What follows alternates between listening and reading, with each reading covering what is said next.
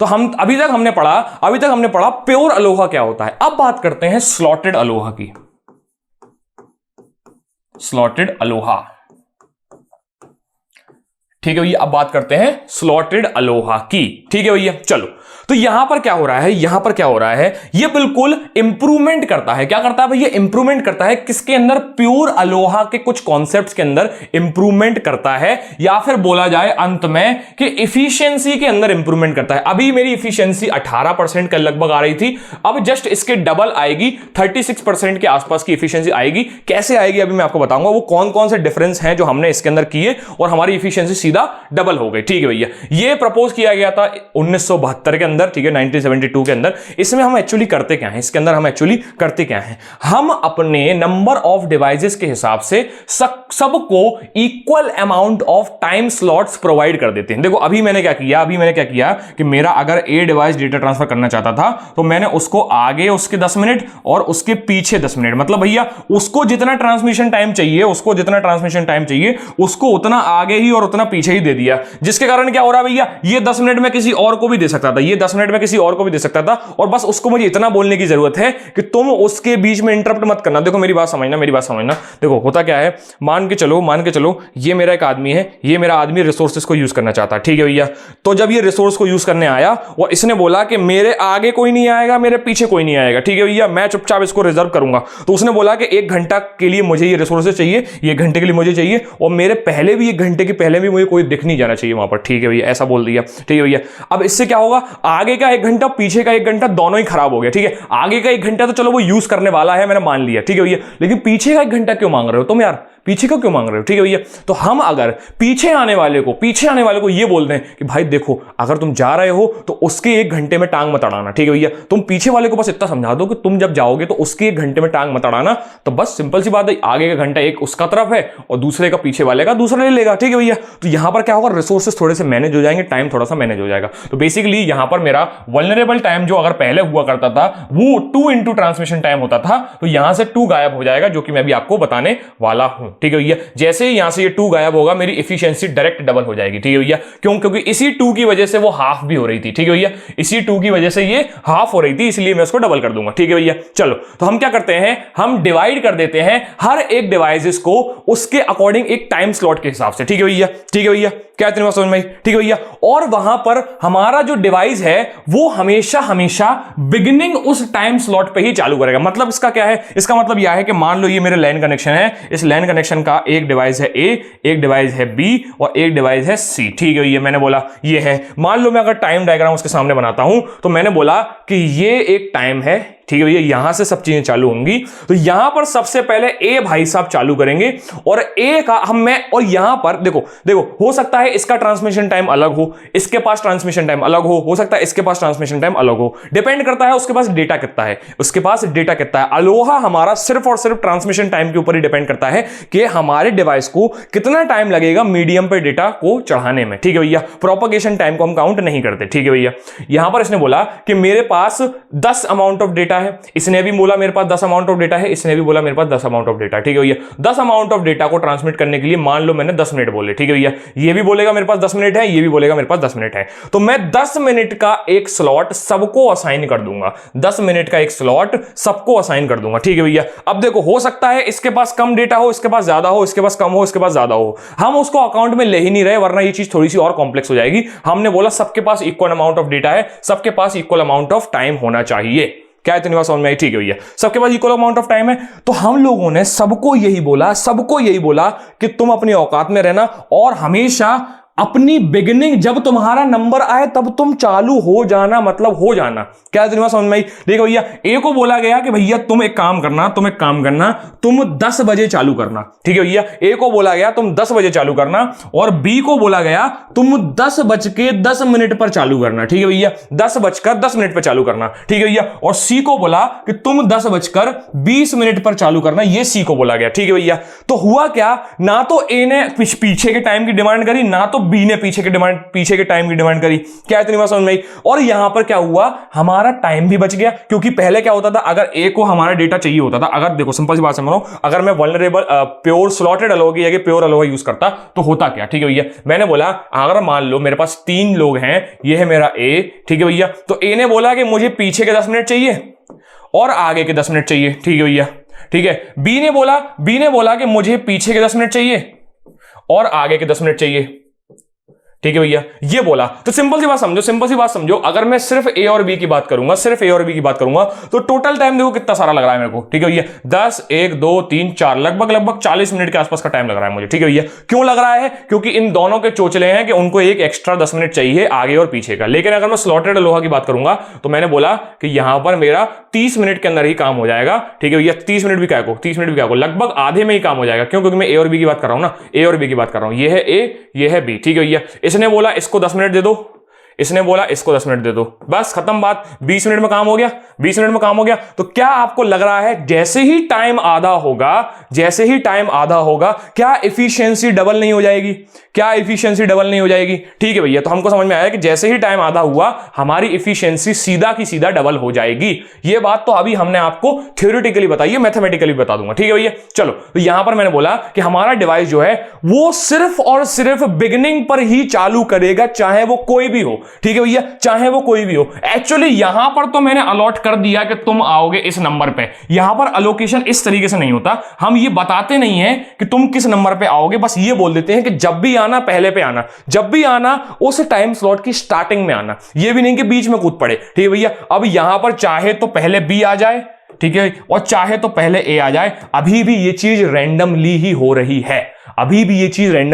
है, कि इस स्टार्टिंग में कौन आएगा, ये चीज अभी भी डिसाइड नहीं है। हमने बस ये बोल दिया कि ए आएगा, बी आएगा, सी आएगा, लेकिन ऐसा डिसाइडेड नहीं होता, ठीक है भैया। अभी भी ये चीज रैंडम ही है कि यहां पर या तो ए भी आ सकता है, या तो बी भी आ सकता है, और या तो सी भी आ सकता है। अपनी मर्जी के मालिक हैं ये भी, ठीक है, अपनी मर्जी के मालिक है। जब उनको लगे सुबह हो गई, चलो भाई चलो, ठीक है, तो हो सकता है तीनों के तीनों एक ही टाइम पर उठ गए। अभी इसका एरर भी होगा, ये इसका डिसएडवांटेज भी होगा कि अगर मान लो तीनों ही एक ही टाइम पर आ गए तो फिर से कोलिजन हो जाएगा। क्या इतनी बात समझ में? ठीक है भैया, चलो, तो यहां पर इतना नोट करो पहले, ठीक है भैया, आगे बढ़ेंगे, ठीक है। इस कॉन्सेप्ट को भी आप देख सकते हो कि कैसे मेरा टाइम डायरेक्टली आधा हो गया, ठीक है भैया, डायरेक्टली आधा हो गया, ठीक है भैया, इस चीज को आप भी देख सकते हो, ठीक है भाई, आगे बढ़ते हैं, ठीक है भैया। अब हम एक काम करते हैं, वर्किंग देख लेते हैं किसकी, स्लॉटेड अलोहा की। मुझे कुछ नहीं करना भैया, टाइम के अंदर डिवाइड करना है, ठीक है भैया, इक्वल स्लॉट्स के अंदर, क्योंकि हम यहां पर इस चीज को थोड़ा सा समझने की कोशिश कर रहे हैं, तो equal slot of frame transmission time के अंदर हम इसको डिवाइड कर देते हैं। जितना टाइम तुमको लगने वाला है ट्रांसमिट करने में वो बता दो,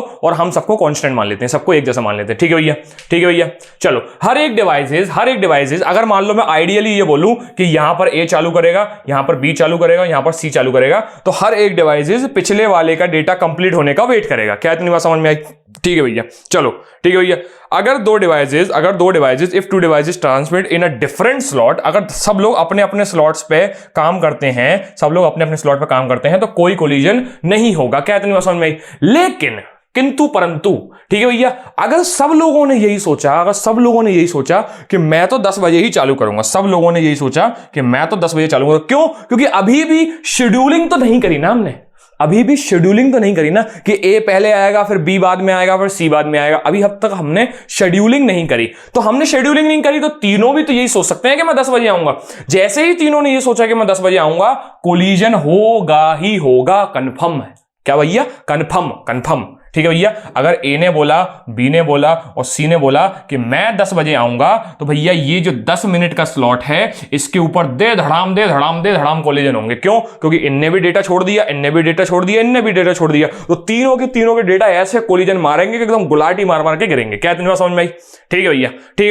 और सिंपल सी बात है, जब कोलिजन हुआ है इस धरती पर, ठीक है, सब लोगों ने रैंडम अमाउंट ऑफ टाइम के अंदर वेट किया है और उसके बाद फिर से रीट्राई किया है, ठीक है भैया। अब उस रैंडम अमाउंट ऑफ टाइम को एफिशिएंट करने के लिए ऑप्शनल होता है कि आप बैक ऑफ एल्गोरिथम का यूज करो, अदरवाइज CSMA CA करता है, ठीक है। CSMA CA जो मैं आपको आगे पढ़ाऊंगा वो तो बैक ऑफ एल्गोरिथम का यूज कंफर्म करता है, पर यहां पर हम इसको बैक ऑफ एल्गोरिथम का यूज ऑप्शनल रखते हैं। आप चाहो तो अपने आप को एफिशिएंट बनाने के लिए कर सकते हो, ठीक है भैया।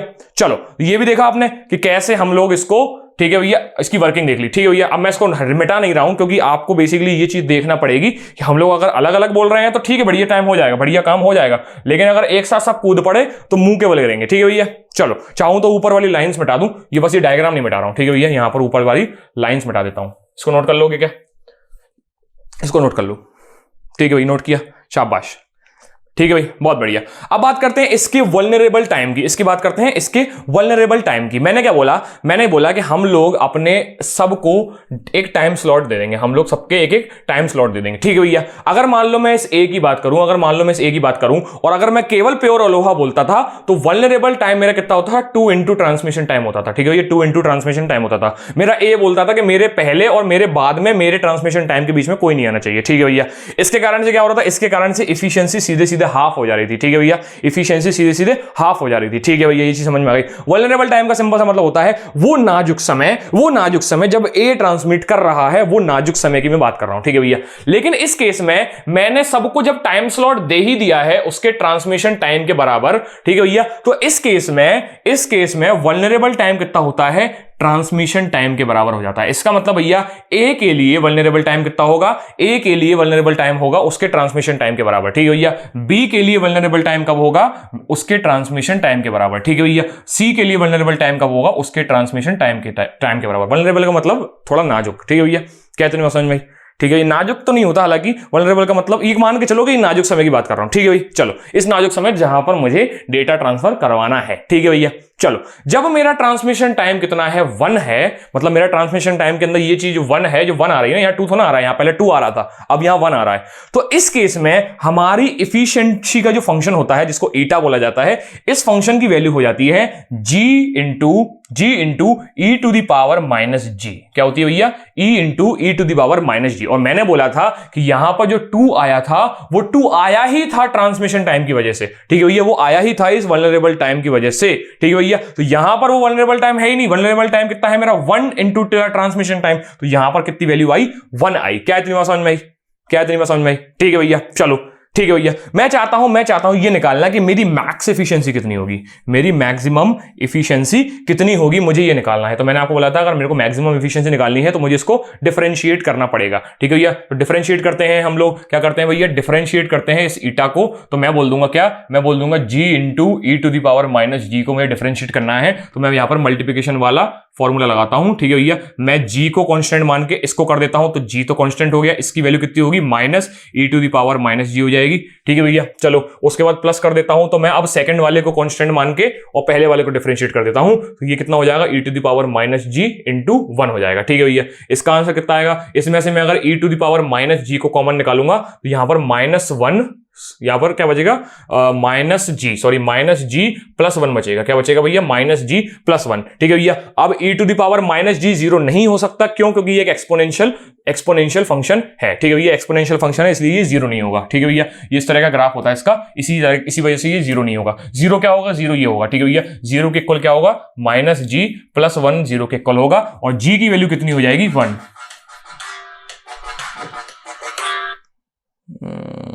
क्लास ले रहा हूं, रन में क्लास ले रहा हूं, अभी थोड़ी देर में लगाता हूं। ठीक है, तो यहां पर g की वैल्यू कितनी हो जाएगी? यहां पर g की वैल्यू हो जाएगी 1। g की वैल्यू का मतलब यह है कि जितने मेरे नंबर ऑफ डिवाइसेस होंगे, ठीक है भाई, जी के मतलब ये है, जी की वैल्यू 1 का मतलब ये है कि जितने मेरे नंबर ऑफ डिवाइसेस होंगे वो नंबर ऑफ डिवाइसेस एक बार में एक ही ट्रांसमिट करेगा। मतलब भैया अगर मेरे पास 4 डिवाइसेस हैं, तो एक बार में एक ही करेगा। 4 डिवाइसेस हैं तो एक बार में एक ही करेगा। तो अगर मैं यहां पर इफिशियंसी के फंक्शन के अंदर इस जी की वैल्यू 1 पुट कर देता हूं, इफिशियंसी के फंक्शन के अंदर अगर जी की वैल्यू 1 पुट कर देता हूं, तो होगा क्या? या वहां 1 इंटू -1 हो जाएगा। क्या हो जाएगा? 1 इंटू -1। अगर आप इसको कंपेयर करोगे, तो हालांकि देखो बात यही है ना कि अगर यहां पर इसका हाफ हो रहा तो सिंपल सी बात समझना, 0.184 को अगर आप 2 से मल्टीप्लाई कर देते हो तो कितना आएगा आंसर? लगभग 2 से माइनस कर देते हो तो लगभग आएगा 0.36% के 0.36 आएगा। कहने का मतलब क्या है? ये क्या था?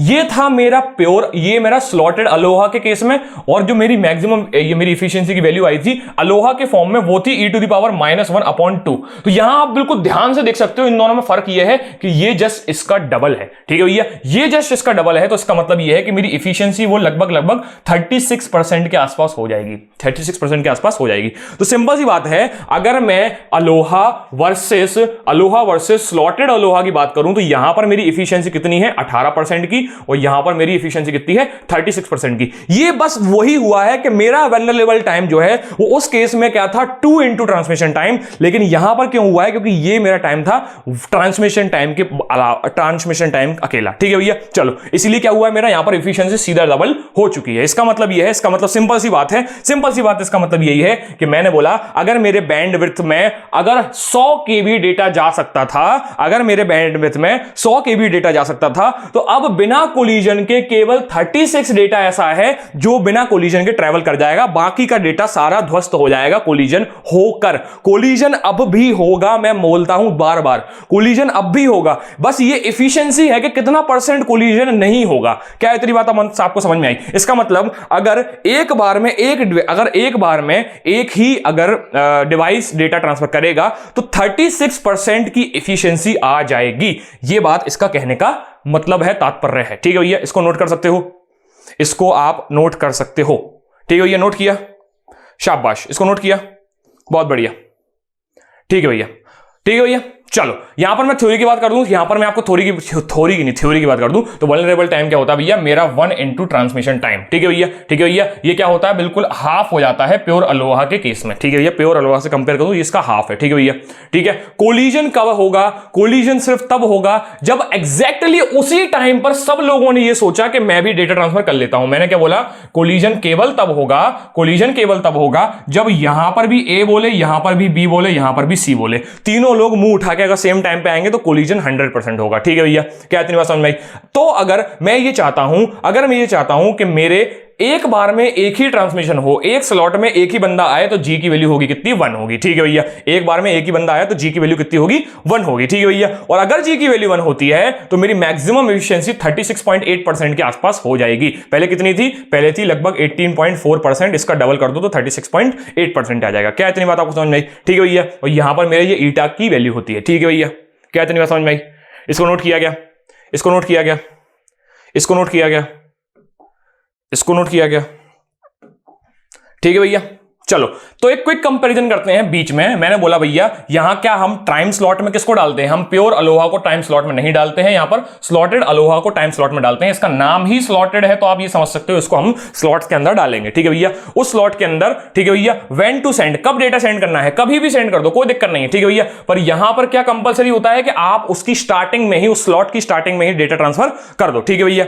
वल्नरेबल टाइम क्या होता है भैया, वल्नरेबल टाइम क्या होता है, यहां पर वल्नरेबल टाइम होगा 2 इंटू फ्रेम ट्रांसमिशन टाइम, और यहां पर क्या होगा, केबल फ्रेम ट्रांसमिशन टाइम। क्या इतनी बात समझ में आई? इसकी वजह से मैक्सिमम एफिशिएंसी यहां पर 18% की आती है, क्यों, क्योंकि यहां पर 2 इंट्रोड्यूस हो जाता है, और यहां पर 36% जस्ट इसका डबल, क्योंकि यहां से 2 हट जाता है। क्या इतनी बात समझ में आई? ठीक है भैया। कोलिजन की प्रोबेबिलिटी कितनी है भैया, यहां पर हाइयर है, मैंने बोला ना 100 में से 18 डेटा कोलाइड होगा, ठीक है भैया। पर यहां पर 100 में से 36 डेटा कोलाइड होगा, सॉरी यहां पर क्या है, 100 में से 18 डेटा बचेगा, बाकी कोलाइड हो जाएगा। मैंने क्या बोला, 100 में से 18 डेटा बचेगा और बाकी बचा हुआ कोलाइड हो जाएगा, ठीक है भैया। पर यहां पर क्या होगा, यहां पर 100 में से 36 डेटा बचेगा और बाकी का कोलाइड हो जाएगा, ठीक है भैया। क्या इतनी बात समझ में आई? कॉम्प्लेक्सिटी की बात करो तो ये सिंपल है, जब मर्जी मुंह उठा के तब मर्जी चले जाना, ठीक है भैया। पर यहां पर हमको स्लाइटली कॉम्प्लेक्स हो जाएगा, क्यों, क्योंकि हम टाइम स्लॉट्स के अंदर चीजों को डिवाइड कर रहे हैं। इसको नोट किया जाए, ठीक है, क्योंकि ये क्विक रिवीजन फाइनली आपको इस चीज का कर देगा। स्लॉटेड अलोहा और प्योर अलोहा एक इंपॉर्टेंट टॉपिक होता है आपके यूनिवर्सिटी एग्जाम के लिए,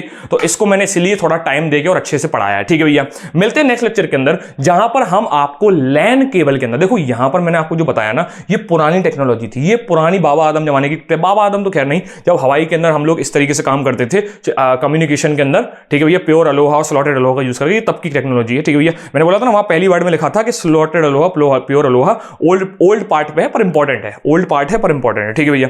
अगली बार हम पढ़ेंगे क्या, अगली बार हम पढ़ेंगे सीएसएमए। क्या पढ़ेंगे भैया, सीएसएमए, ठीक है भैया। कैरियर सेंसिंग पढ़ेंगे कि कैसे मैं उस मीडियम को सेंस करता हुआ जाऊंगा कि काम है, टाइम है कि नहीं है, फ्री हो कि नहीं हो, ये सब पूछते हुए। तो भैया काम करेंगे, उस लेक्चर में मिलते हैं, तब तक के लिए इसी तरह।